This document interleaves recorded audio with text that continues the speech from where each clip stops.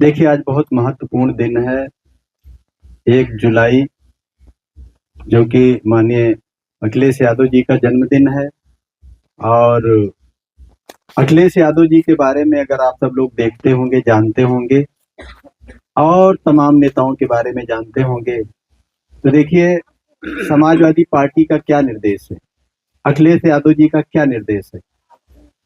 उनको कुछ नहीं चाहिए। जन्मदिन पर ज्यादातर ऐसा होता है कि गिफ्ट दिया जाता है, तोहफा दिया जाता है जिसका जन्मदिन होता है। माननीय अखिलेश यादव जी ने क्या कहा है, हमें कुछ नहीं चाहिए, हम, हमारी पार्टी, हमारे लोग समाज को देंगे कुछ। और वो भी समाज को क्या देंगे? ऑक्सीजन। जीवन के लिए जब बच्चा पैदा होता है, जब किसी का जन्म होता है, कहते हैं ना बच्चा रोया नहीं, किसी का जन्म होता है तो सबसे पहली जो जरूरत है वो है ऑक्सीजन की। सबसे इंपॉर्टेंट चीज, अगर 3 मिनट किसी की ऑक्सीजन ब्रेक हो जाए तो कहते हैं ब्रेन डेथ हो गई, मतलब ब्लड को ऑक्सीजन की सप्लाई नहीं हुई तो ब्रेन डेथ हो जाती है। तो सबसे इंपॉर्टेंट चीज अगर जीवन के लिए है तो वो है ऑक्सीजन। और उस सबसे इंपॉर्टेंट चीज को माननीय अखिलेश यादव जी ने कहा है कि आप वृक्षारोपण के माध्यम से, आप लोगों को पता होगा जो बच्चे पढ़ रहे हैं, एटमॉस्फेयर में लगभग 21% के करीब ऑक्सीजन है, बाकी जो 78-79% है अदर गैसेज हैं। ये हमारा आपका एक हिसाब से समझिए कि बहुत बड़ा सौभाग्य है कि हम भारत में पैदा हुए हैं, जो जंगलों से भरपूर रहा है ये देश, लेकिन धीरे धीरे कम होता जा रहा है। मैं अगर विदेशों की बात करूं तो कई सारे देश में ऑक्सीजन चेंबर बने हुए हैं। ऑक्सीजन चेंबर, ये सच्चाई कह रहा हूं मैं, मतलब आप 1 किलोमीटर वॉक करेंगे तो आपकी शरीर में ऑक्सीजन की कमी हो जाती है, तब आपको 5 मिनट के लिए ऑक्सीजन चेंबर में जाना पड़ता है। ऑक्सीजन चेंबर में 100% ऑक्सीजन सप्लाई होती है। 5 मिनट आप 100% ऑक्सीजन लेते हैं, फिर बॉडी में पूरी ऑक्सीजन हो जाती है, फिर 1 किलोमीटर आप वॉक करते हैं। अभी जब कोरोना चला था तो देखे ना, ऑक्सीजन चेंबर, हर जगह ऑक्सीजन प्लांट लगाए गए अस्पतालों में, ऑक्सीजन की कमी पड़ गई थी।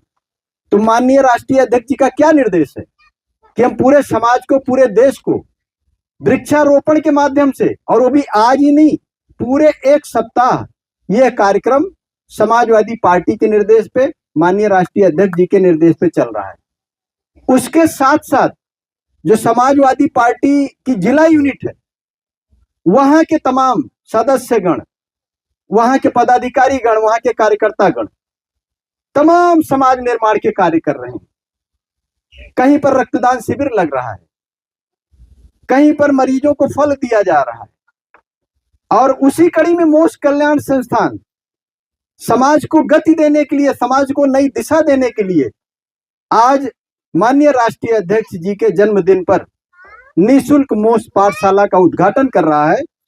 और वो भी उस उद्घाटन में जो जिम्मेदारी निभा रहे हैं लोग, चांदनी निषाद और कोमल निषाद, इनके लिए आप लोग ताली बजाइए। खड़ी हो जाए। ये लोग इस पाठशाला को बराबर चलाएंगी, यहाँ के बच्चों को पढ़ाएंगी, और इसका जो पूरा संरक्षण है वो हमारे ब्लॉक के पदाधिकारी हैं, मोस्ट ब्लॉक प्रमुख हैं भाई सुरेंद्र निषाद जी, आप इसका संरक्षण करेंगे। और जैसा कि बाबा साहब ने कहा है कि शिक्षा वो शेरनी का दूध है, जो जितना पिएगा उतना ही गरजेगा, गुर्राएगा, तो वो जो शेरनी का दूध है वो हमें अपने बच्चों को पिलाना है, वो शिक्षा हमें देना है, बाबा साहब के आदर्शों पर चलना है, बाबा साहब के उपदेशों को मानना है, तभी हम उनकी कही हुई बातों पे, और उनका जो इशारा है कि दिल्ली पे हमें राज करना है, तब हम जाके पहुंचेंगे। साथियों, क्योंकि मैं इंडियन नेवी में रहा हूं, वो जो मछुआरों की जो समस्या है उसको मैं बहुत अच्छी तरह देखा हूं। मैंने पोरबंदर में पाकिस्तान के मछुआरे कैद हुए हैं, वो रिलीज किए जा रहे हैं, वो भी मैंने देखा है। पाकिस्तान और इंडिया, कराची और ओखा की जो डिस्टेंस है लगभग 400 किलोमीटर, अगर आप समुद्री यात्रा करें तो लगभग 400 किलोमीटर है। और उस 400 किलोमीटर में अगर इंडिया की तरफ से जाएंगे तो 22 किलोमीटर या 23 किलोमीटर मान लीजिए, ये इंडियन वाटर है जो भारत का पानी है। आप 20-22 किलोमीटर तक भारत के पानी में है।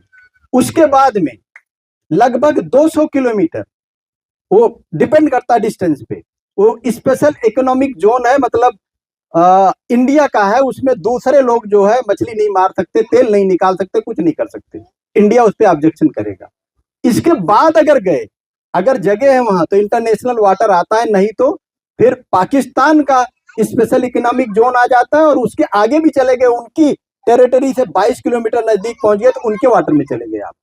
ज्यादातर ओखा और कराची के बीच में ये बराबर होता रहता है कि भारत के मछुआरे पाकिस्तान के वाटर में चले जाते हैं, वो लोग पकड़ लेते हैं, पाकिस्तान वाले हमारे यहाँ आ जाते हैं, हम पकड़ लेते हैं। ये नॉर्मल गतिविधि है, कोई इसमें मतलब कोई इंटेंशन गलत नहीं है कि हम सिर्फ गलती से भूल से चले गए हैं।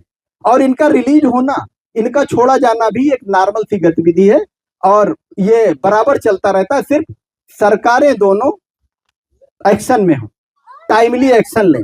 लेकिन जैसा हमें पता चला आज गुरुजी के माध्यम से कि 2022 से हमारे मछुआरे पकड़े गए हैं और पाकिस्तान की जेलों में हैं या उनकी कैप्टिविटी में है, और हमारी सरकार सो रही है। और खास करके उत्तर प्रदेश की सरकार, उत्तर प्रदेश के जौनपुर के और सुल्तानपुर के मछुआरे पाकिस्तान में हैं, योगी जी सो रहे हैं। और स्पेशली योगी जी की जो सहयोगी पार्टियां हैं, जिन्होंने उस नाम से पार्टी बना रखी है, वो कहां है? वो क्यों एक्शन में नहीं है? उनको तो एकदम जंप कर जाना चाहिए था। अगर मछुआरे नहीं छुड़ा सकते तो खुद जंप कर जाते समुद्र में, रिजाइन कर देते, समर्थन वापस ले लेते। लेकिन ऐसा नहीं कर पा रहे। क्यों?